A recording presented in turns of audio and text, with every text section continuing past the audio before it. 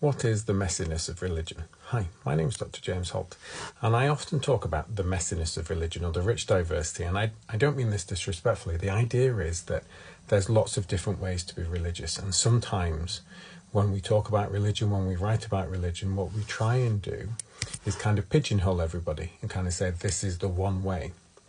And what's really important is that we recognise this in the lives of individuals. And this has been brought home to me recently as I've been reading Jassa Alawalia's book, Both Not Half. He suggested that the final chapter would be particularly resonant.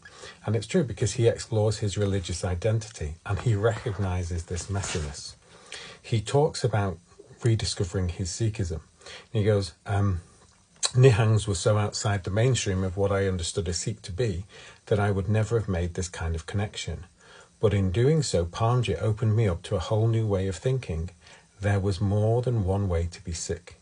Parmjit himself was proof. Yes, he had a big turban and a beard to match, but his Sikh, he wasn't grounded in regular attendance at a Gurdwara. It lay on unearthing and disseminating the diverse history of Guru Nanak's legacy. And then he goes on to explain perhaps his own Sikhi, which is rooted in the teachings of Guru Nanak. And so we see this diversity, but it's not just limited to Sikhi. Every religion has kind of these different expressions. Matt Green, in his book, Jewish, a primer, a memoir, a manual, a plea, highlights this messiness. He says there are many types of Jews, as there are fillings for bagels, but one thing we perhaps all have in common is that we each consider ourselves either more or less observant than we are.